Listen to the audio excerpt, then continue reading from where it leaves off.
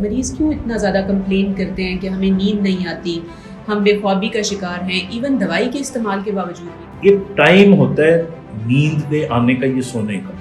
مثلا میرا سونے کا ٹائم 11 یا 12 بجے کا ہے، تو مجھے اگر 12 بجے میں کراس کر، اگر آپ کو مثال کے طور پہ دانت میں درد ہے یا ٹانگ میں درد ہے، اگر آپ نے کوئی اسٹیمولنٹس لیے ہوئے ہیں جس طرح چائے ہو گئی، کافی ہو گئی، آپ کو عادت. السلام علیکم، میرا نام ڈاکٹر مریم ہے، میرے ساتھ موجود ہیں ڈاکٹر خالد جمیل، اور آج ہم دوبارہ سے ایک بہت ہی انٹرسٹنگ ٹاپک پہ ڈسکس کریں گے. السلام علیکم سر. جی بچہ. سر، آج جس ٹاپک پہ ہم نے ڈسکشن کرنی ہے وہ ایک بہت ہی کامن پرابلم ہے. ہم اپنے کلینکس میں ڈے ٹو ڈے بیسس پہ دیکھتے ہیں، مریضوں کی یہ شکایت ہوتی ہے کہ ہمیں نیند نہیں آتی.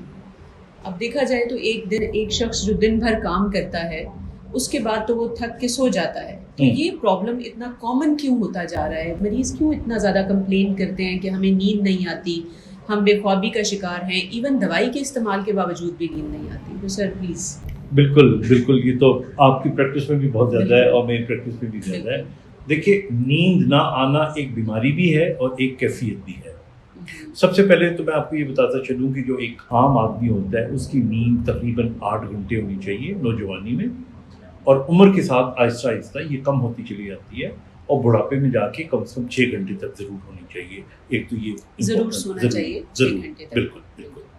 اچھا، دوسری امپورٹنٹ چیز جس کو لوگ نہیں سمجھ پا رہے وہ یہ ہے کہ یہ جو سلیپ ہے یہ رات کی سلیپ ہونی چاہیے، کیونکہ ہمارے دماغ کے اندر ایک بایولوجیکل کلاک ہے. بالکل. اور وہ جو بایولوجیکل کلاک ہے وہ بتا رہا ہوتا ہے ہماری باڈی کو کہ اب رات ہو گئی ہے، اب دن ہو گیا. سورج کی روشنی کے حساب سے جو ہماری باڈی ہے وہ آٹو ریگولیٹڈ ہوتی ہے. اب کچھ لوگ ہمیں کہتے ہیں کہ نہیں جی، وہ دن کو میں نے 5 گھنٹے سو لیا، رات کو 3 گھنٹے سو لیا، تو 8 گھنٹے تو میری نیند پوری ہو گئی. خیر، پوری تو ہو گئی، لیکن یہ بایولوجیکل کلاک کے ساتھ سنکرونائز نہیں کر رہی. تو یہ دوسری بات ہے ذہن میں رکھنے والی. اچھا، اب تیسری بات آ جاتی ہے. اب سلیپ جو ہوتی ہے نا، اس کے فیزز ہوتے ہیں. ایک ہوتی ہے جس کو ہم کہتے ہیں REM سلیپ، اور ایک ہوتی ہے naan REM slip. REM slip ہوتی ہے ریپڈ آئی موومنٹ سلیپ، اور naan rapid eye movement sleep. اب دونوں میں فرق کیا ہے؟ جب ہم سوتے ہیں تو ہم نان REM سلیپ میں چلے جاتے ہیں، جو کہ 90 منٹس کی ہوتی ہے، جیسے سونے کے فوری بعد. اور یہ ڈیپ سلیپ ہوتی ہے، بہت گہری نیند ہوتی ہے، اور اس کے اندر بالکل ہم سو گئے، ریلیکس ہو گئے. اس کے بعد پھر 20 منٹس کے لیے REM سلیپ آتی ہے، جو لائٹ سلیپ ہوتی ہے. اکثر خواب ہم اس میں دیکھتے ہیں. بالکل، جو فرسٹ 90 ڈیپ سلیپ والا ٹائم ہوتا ہے اس کے بعد. اچھا، اکثر آپ نے دیکھا ہوگا، کبھی آپ کو عادت پڑے کہ کسی روم پارٹنر کے ساتھ آپ سو رہے ہیں، کسی دوست کے ساتھ، تو آپ کو لگے گا کہ جی کچھ عرصے کے بعد وہ کروٹیں لے رہا ہوتا ہے، کبھی ٹانگ سیدھی کی، کبھی بازو سیدھے کی، کبھی خراٹے لینے شروع کر دیے. تو وہ جو اس قسم کی حرکتیں کر رہا ہوتا ہے، یہ REM سلیپ. اچھا، اب اگر کسی آدمی کی یہ تو کوانٹٹی تو 8 گھنٹے ہو گئی، لیکن کوالٹی اگر ٹھیک نہ ہو، یعنی REM زیادہ ہو جائے اور نان REM کم ہو جائے، تو یہ بھی ایک ڈس آرڈر ہے. یعنی گہری نیند کا جو ٹائم ہے وہ کم ہو گیا ہے، اور جو لائٹ کا زیادہ ہو گیا. تو اس کو بھی آپ ذہن میں رکھیں. اب اس سے آگے چلتے ہیں. ہمارے یہاں نیند نہ آنے کی جو مین وجوہات ہیں، دیکھیے، میں اگر بہت زیادہ میڈیکل ٹرمنالوجی میں جاؤں گا تو بات لمبی ہو جائے گی. میں موٹی باتیں بتانا چاہ رہا ہوں آپ کو. نمبر 1، اگر آپ کو مثال کے طور پہ دانت میں درد ہے یا ٹانگ میں درد ہے یا کمر میں درد ہے، تو آپ کی نیند ڈسٹرب ہو جائے گی. تو ایک تو درد اس کی وجہ بن سکتی ہے.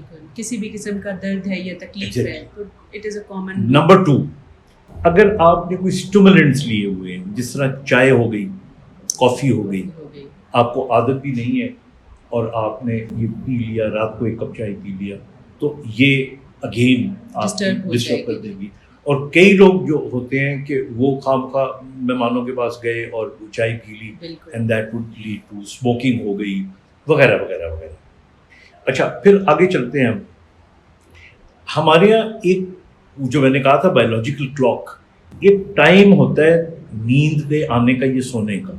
مثلا میرا سونے کا ٹائم 11 یا 12 بجے کا ہے، تو مجھے اگر 12 بجے میں کراس کر لوں گا تو میں اس کلاک سے آگے نکل گیا تو پھر مجھے نیند نہیں آئی. تو اس لیے ایک یہ وجہ ہوتی ہے کہ اگر آپ نے سونا ہے تو جو آپ کے ٹائمنگ ہے ان کے اندر آپ سوئیں. اچھا پھر آگے چلے جاتے ہیں.